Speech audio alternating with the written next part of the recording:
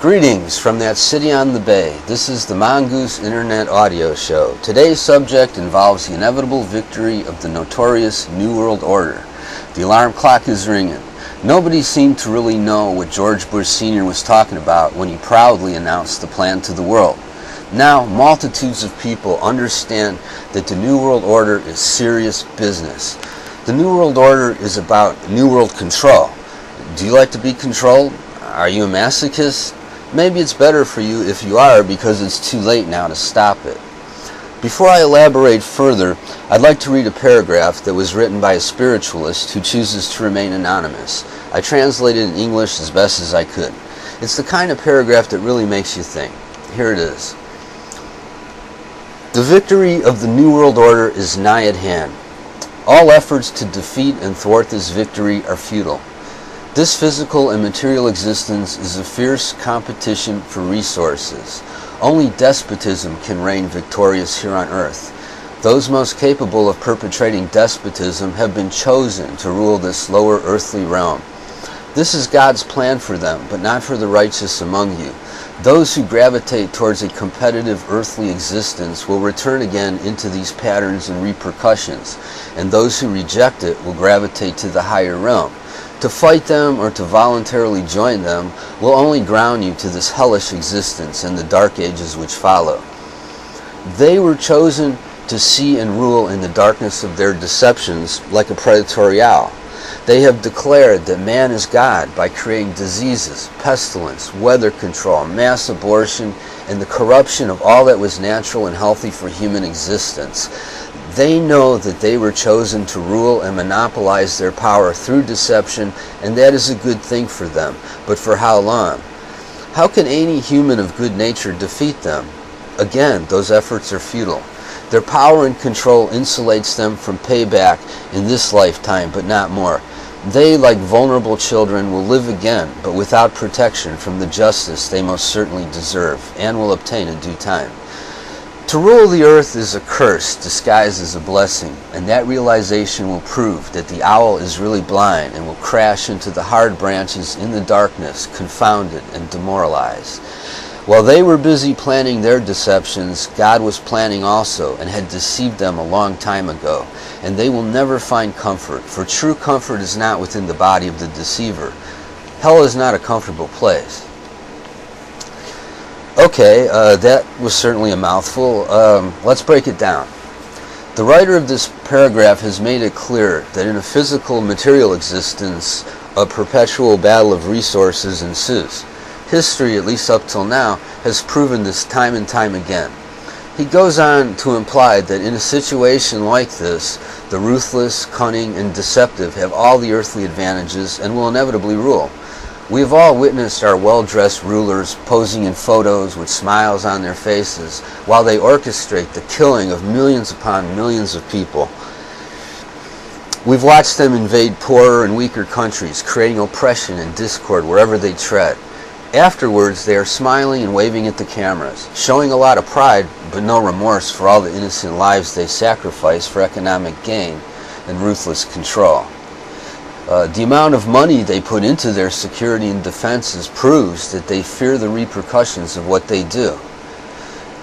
From this, I can only draw three conclusions. One, they believe that their existence is purely physical, and if they can put enough security around themselves, they can get by without karmic repercussions. Two, they believe in God, but they are special, and that God approves of their despotism. And three, they enjoy their despotism, power, and luxury so much that they behave much like a drug fiend, constantly seeking another fix. All three conclusions have one thing in common, and that is that they are all very risky gambles. Now, imagine if all three conclusions are happening simultaneously amongst all of them. Wouldn't that be evil and sick? The writer goes on with the concept of intellectual and spiritual gravity. The idea that if one gravitates toward earthly ways which are rooted in corruption, one may either gravitate back to earth by means of reincarnation, or one will transcend to a lower form of spiritual existence. In either case, the person who may have been able to avert his or her karmic repercussions with physical security will enter a new realm like a vulnerable child without all this security, and whatever karma was averted will now be upon the despot with a passion. The writer uses the owl as a symbolic analogy. The despots will create deception upon deception upon deception, thus creating a darkness around them where only they can see. In fact, many of these despots are into the occult and have made an idol of the owl. Speaking of idols, look at all the idols the despots have created for us. Rulers of the past would provide artistic and meaningful idols with virtues and beneficial abilities. Today, the idols they provide for us to worship have blonde hair and boob jobs. Today's idols cut their face up and dye their skin. Today's idols shave their heads and attack motor vehicles. Today's idols are material girls living in a material world. Today's idols are having affairs and frequenting drug and alcohol rehabilitation centers. Today's idols bounce balls around and throw them into baskets. If this is what we worship, then we deserve to be ruled by despots. If we are stupid enough to worship shallow idols and paper money, then why should we be surprised when we are enslaved by debt and our money is heisted by foreign offshore banks? The despots who rule this world will engage in any method necessary, including torture, creating horrifying pandemics, and smothering populations with radiation.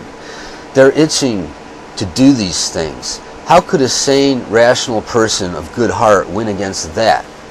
It's not possible. These despots and their royal bloodline ancestors have been studying the strategies of war and the secrets of power for ages. Even if everybody wakes up to the New World Order, your flags and your guns may slow them down, but will only strengthen their resolve. All of those bioweapons and hybrid viruses weren't created so they could fight amongst themselves. All that stuff is for you and me and the billions of serfs that they don't need anymore because the enslaved serfs have constructed the technology needed to make the serfs obsolete. They're laughing at us, with glasses of champagne, tuxedos, and pearl necklaces. That great force we call God created the lower material world and for now have chosen the most capable to rule a vicious material existence. The most capable are the most wicked, deceiving scoundrels he could find. He chose them, not you. When Jesus said, "Render unto that which is Caesar's," he knew what he was talking about. When Jesus was offered all this material temptation, he refused because he saw through the luxury that veils the wicked. Don't waste your time fighting the New World Order. A competitive, hellish existence is for them. It's not for the good and the righteous. Don't get caught in their web. This concludes today's edition of the Mongoose Internet Audio Show. Have a nice day.